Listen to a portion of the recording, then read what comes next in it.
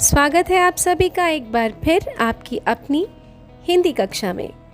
हमारी आज की इस कक्षा में हम कोई कहानी नहीं पढ़ेंगे। आज हम बात करने वाले हैं हमारे भारतवर्ष के दो महान नेताओं के बारे में। हम उन नेताओं की जीवन की कुछ बहुत ही रोचक और महत्वपूर्ण घटनाओं के बारे में बात करेंगे। उन महान नेताओं के नाम हैं श्री लोकमान्य बाल गंगाधर तिलक और दूसरे नेता हैं डॉक्टर राजेंद्र प्रसाद। पहले बात करते हैं हम लोकमान्य बाल गंगाधर तिलक की। उनका नाम कौन नहीं जानता। वे हमारे भारतवर्ष के एक महान स्वतंत्रता सेनानी और समाज सुधारक थे। उन्होंने अपनी निष्ठा, लगन, दृढ़ निश्चय, परिश्रम और साहस के बल पर देशवासियों को आज़ादी का पाठ पढ़ाया। सभी देशवासी यानी सभी भारतीय व्यक्ति तिलक जी को बहुत प्यार करते थे और उनका बहुत सम्मान करते थे। इसी कारण उन्हें लोकमान्य तिलक कहा जाने लगा। लोकमान्य मतलब जिसकी लोगों के बीच में बहुत इज्जत होती है, मान सम्मान होता है, इसलिए उन्हें लोकमान्य का उपनाम दिया गया था। वे एक स्वतंत्रता सेनानी थे, यानी जब हमारा भारत अंग्रेज़ों की गुलामी में था तो उन्होंने अंग्रेज़ों के खिलाफ आज़ादी की लड़ाई में बढ़ चढ़कर हिस्सा लिया। स्वतंत्रता सेनानी होने के साथ साथ वे एक बहुत अच्छे अध्यापक यानी टीचर भी थे और साथ ही साथ समाज सुधारक भी थे। और उनकी सबसे बड़ी खासियत थी कि वो हमेशा सच बोलते थे। एक बार की बात है जब तिलक छोटे थे और आपकी तरह पाठशाला यानी स्कूल में पढ़ते थे। तो एक दिन जब उनके गुरुजी यानी कि उनके टीचर क्लास में पढ़ा रहे थे तो तिलक अपने सहपाठी यानी कि साथ पढ़ने वाले एक बच्चे से बातें कर रहे थे। गुरुजी ने उन्हें बातें करते हुए देख लिया। उन्होंने उस समय तो कुछ नहीं कहा, लेकिन अपना पाठ खत्म करने के बाद गुरुजी ने यानी टीचर ने दोनों को खड़ा करके उनके पढ़ाए पाठ के विषय में प्रश्न पूछे। तिलक ने तुरंत सारे उत्तर बता दिए, सारे आंसर्स दे दिए। लेकिन जब उनके उस सहपाठी की बारी आई तो गुरुजी ने उससे जो भी पूछा वो कुछ भी नहीं बता पाया। उसे किसी प्रश्न का उत्तर नहीं आता था। वो दृष्टि यानी आंखें नीचे करके खड़ा रहा। अब यह देख के गुरुजी को बहुत गुस्सा आया। वे बोले कि अगर तुम कक्षा में बातें करोगे तो तुम्हें समझ कैसे आएगा, तुम्हें पाठ कैसे याद होगा। तो उन्होंने उस सहपाठी को कक्षा में खड़े होने की सज़ा दे दी। अब सहपाठी को दंड मिलता देखकर तिलक से रहा नहीं गया। उन्होंने गुरुजी से पूछा कि गुरुजी, बातें तो मैं भी कर रहा था, फिर आपने मुझे दंड क्यों नहीं दिया। तो गुरुजी ने हैरान होकर पूछा, अगर तुमने सुना नहीं तो तुमने सभी सवालों के सही उत्तर कैसे दिए।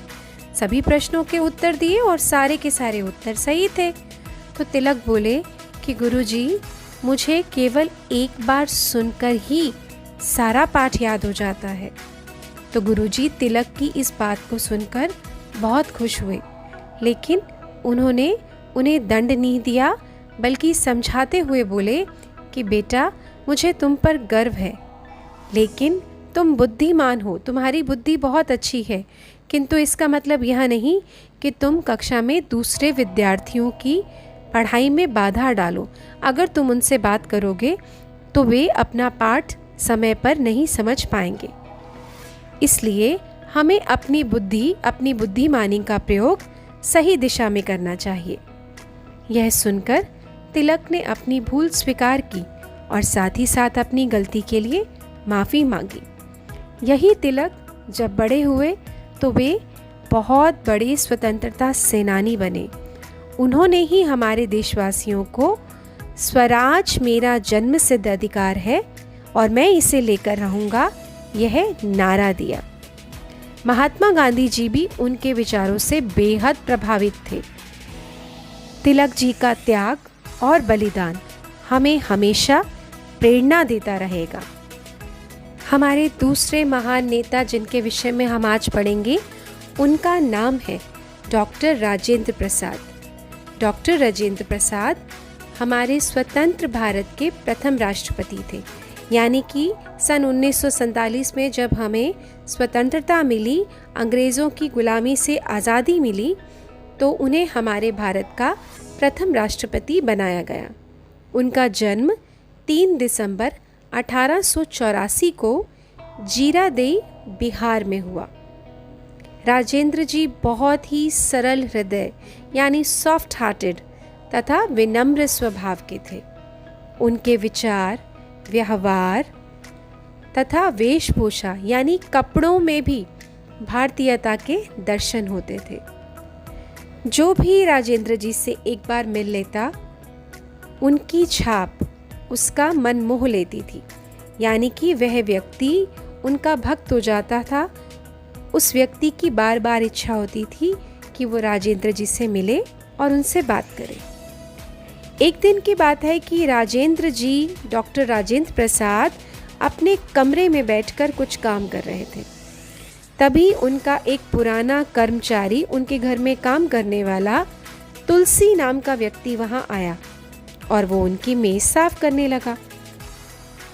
अब समझने वाली बात यह है कि उसी मेज़ पर हाथी दांत से बना एक बहुत ही सुंदर बहुमूल्य पेन रखा था और वो पेन डॉक्टर राजेंद्र प्रसाद को बहुत प्रिय था, यानी वो उनका फेवरेट पेन था, क्योंकि वह पेन उन्हें किसी ने उपहार स्वरूप दिया था, किसी ने उनको बहुत प्यार से गिफ्ट किया था।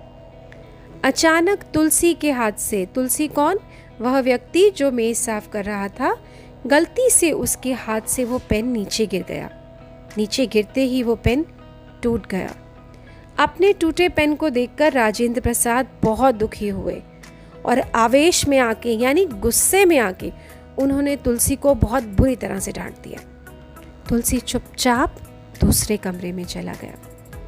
लेकिन क्या देखता है कि कुछ ही देर में राजेंद्र प्रसाद उसी के पास आए और प्यार से पूछते हैं, तुलसी काका, मैंने क्रोध में आके आपको बहुत कठोर शब्द कहे, क्या आप मुझे माफ़ कर देंगे?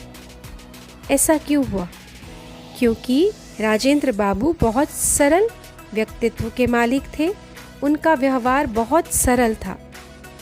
उन्होंने तुलसी को कठोर शब्द ज़रूर बोले, किंतु उन्हें अपनी गलती का बहुत जल्दी एहसास हो गया और उन्होंने जाकर तुलसी से क्षमा मांगी। तो राजेंद्र बाबू की यह माफ़ी की बात सुनकर तुलसी चकित रह गया और उसकी आंखों में आंसू आ गए। वह राजेंद्र बाबू के चरणों में गिर पड़ा, उनके पाँव में गिर पड़ा। यानी देश का सबसे ऊंचा पद, सबसे ऊंची पोस्ट, यानी कि राष्ट्रपति, प्रेसिडेंट, इतनी ऊंची पोस्ट पर होने के बावजूद राजेंद्र जी में थोड़ा सा भी घमंड नहीं था। वो सभी को एक समान समझते थे और सबसे प्यार करते थे। सरलता और सज्जनता उनका सबसे बड़ा धन था। आज वे हमारे बीच में नहीं हैं, लेकिन वो हमें सिखा कर गए हैं कि हम चाहे जितनी बड़ी पोस्ट पर पहुंच जाएं, जितनी ऊंची मर्जी जगह पर हम खड़े हों, हमें अपनी अवस्था, अपनी स्थिति का घमंड नहीं करना चाहिए। हमें सभी को एक समान समझना चाहिए और सभी से सरल और सज्जनतापूर्ण व्यवहार करना चाहिए। साथ ही इन दोनों महान नेताओं के जीवन की घटनाओं को पढ़कर हमने सीखा कि कोई भी गलती किसी से भी कभी भी हो सकती है, लेकिन अगर हम अपनी गलती को समय पर मान लें और उससे सुधार लें तो हमारे मन में दोषी होने का भाव नहीं आता, यानी बाद में हमें गिल्टी फील नहीं होता। अपनी गलती को समय पर मान लेना और सुधार लेना सबसे बड़ा गुण है। तो इन दोनों नेताओं के बारे में पढ़ के आपने ज़रूर ये बात अच्छे से सीखी होगी।